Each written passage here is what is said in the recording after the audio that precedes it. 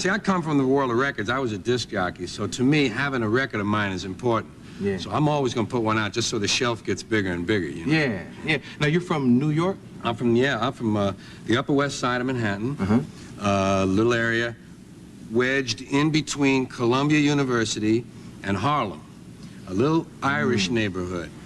We called it White Harlem, because we knew that sounded bad, you know?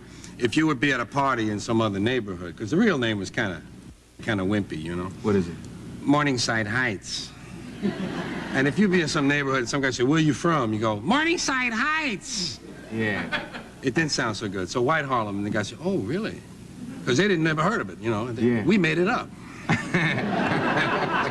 So that was where I grew up. And that's where I got all my mixed messages, you know. Columbia University, big white establishment on one side. Yeah. Spanish area just to the north, a lot of Dominicans, Cubans, Puerto Ricans. Little Irish neighborhood, and Harlem. Now, you're Irish? Yeah, I'm Irish. And there were all these ethnic backgrounds in one neighborhood. Yeah, it was just great, because it was like living in a third culture. It wasn't like you were ever in either one. You were sort of on the edge of both of them.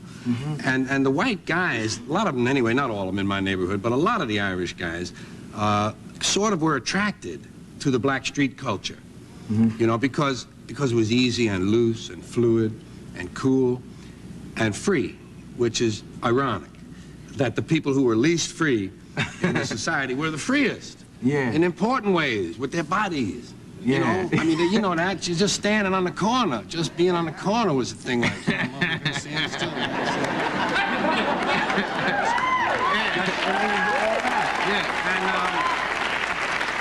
The Irish guys, God help them, you know, Irish Catholic guys. "Hi, Dan, you want to go to a movie?" Fine, you know. And so we were attracted to that freedom, because we were kind of uptight from that training, that, you know, that European, rigid Christian thing. So we liked this, and we went for it. You know, clothing. Yeah. We used to wear these big brogans, you know. Yeah. Gangbuster shoes yeah. for stomping people, and big peg pants and things. We switched. This is about 1952, 53. Yes, yeah.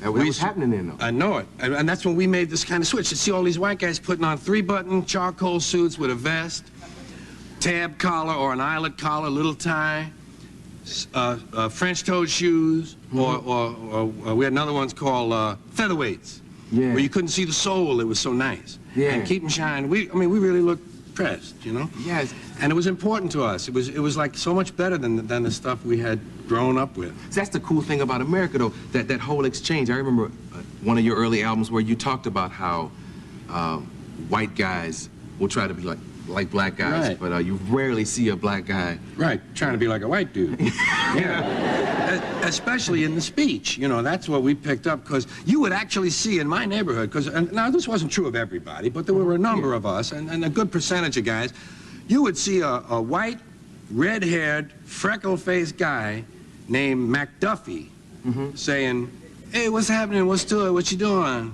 Where you going?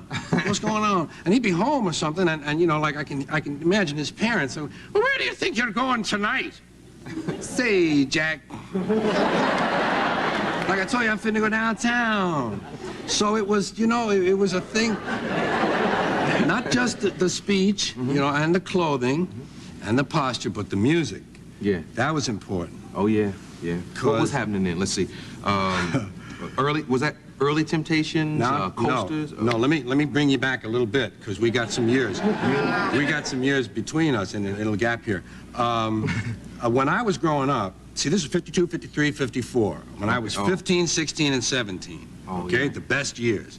The white music, the pop music at that time was Perry Como, and you know, Bing Crosby, and the Andrews Sisters, and Georgia Gibbs. Right, that's where we felt.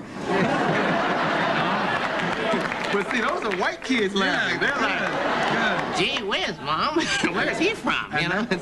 That was what was on the radio. Yeah. Well, we were lucky being in this neighborhood. This also happened to other people in parts of the country, too, because disc jockeys like Alan Freed were out there starting to get this thing rolling. Yeah. But we were lucky because the jukeboxes in our neighborhood had the Drifters, the Dominoes, the Orioles, the Clovers, the early groups, the Vocaliers, the Five Crowns, Spaniels, Flamingos, all the bird groups, the Swallows. You know? They called them all the bird groups. There were so many bird groups. The Cardinals were another great one. So So we got attracted to that because it was much better music for making out. Let me tell you. Yeah. You know, like things like, oh, the ding-dong bell, oh, the ding-dong bell. No, you can't dance to that close. Yeah. So we'd get into the fish, the grind, or whatever we were calling the dance. It was just an excuse to stand still and make out. It's really all it was. Yeah. And that music was a strong pull because, again, it had that freedom to it, you know. And Like what was one of the songs that was big that you listened to? well, when I first made that switch, the Clovers had, oh man, because that was the first Clovers tune I loved. It was the other side was a One Mint Julep. But Dominoes had Shrine of St. Cecilia. Clyde McPhatter was still with the Dominoes. He hadn't left yet to form the Drifters. And when he left, that's when Jackie Wilson took over for him in the Dominoes. Now I'm starting to recognize some of these names. Yeah, the Vocaliers had, that year, in '53, the Vocaliers had Is It a Dream? The Spaniels had Good Night, Sweetheart, Good Night, which was their tune. This is before the white music business ripped off the black music, which happened in '54. Sincerely, and all those tunes. And this guy, what was his name? Bill Haley and the Rockets or the Comets. I mean, really lame stuff, you know. And they copped Joe Turner's tune, Shake, Rattle, and Roll, which was his, and he beat them to the charts by a couple of months. So we were like bugged with that white people covering this good music. And we knew the original. Shaboom was by the Chords or the Chord Cats that same year. The Five Crowns had You're My Inspiration. The Clovers, Is It a Dream? No, that's the Vocalists. I can't think of that Clovers one for you. I'll get it later. Yeah. Did you remember the tune yet? The Clovers tune was I Played the Fool. And that was good. And this was, you know, later on they had hits on the white charts and everything, but this was early Atlantic Records. Well, how did that go? Anybody remember? I know anybody's parents remember. Why are you trying to hurt me? I'm in love with you. You should have told me our affair was through. You played the game, but darling, I played the fool. And in the background, you had a lot of closed mouth harmonies, right? Heard that song. Yeah. Okay, I'm glad you remembered that. Yeah, me too. It would have bothered me a lot. So, is this the time when you were in the service? This is before? Before. I went into service early. I quit high school after 1 year. I couldn't make it there. I was doing okay with the books, but I didn't like what they were teaching me. And I wanted to be a DJ and a comedian. And I wanted to get out in the world and do that. So I joined the Air Force as a way of sort of, at that time, you joined the service to get out of the draft. It's an unusual way to get out of the draft, but that's what you did in those days. So I took my life into my own hands, and at 17, I went in the Air Force. This is when I really got into the music, because there was a lot of black dudes in the Air Force with me, a lot of whites too, but because of all this cultural stuff I told you about, I didn't know how to relate to a lot of white guys who were rural. A lot of these kids were from farms and stuff in small towns, and I was from the city. And the guy would say to me, you know, George, I got a Chevy. And I'd say, okay, good, you know. and meanwhile, I was hanging around with the guys from 63rd and South Ellis, guys from Huff in the Cleveland, guys from Harlem. Huff area. Louis Vaughan, Johnny Gober was from Huff, Donald Harper, Mitchell Cowan was from Bed-Stuy. See, right now there's a brother somebody saying, oh, yo, he mentioned my name. I hope they hear me.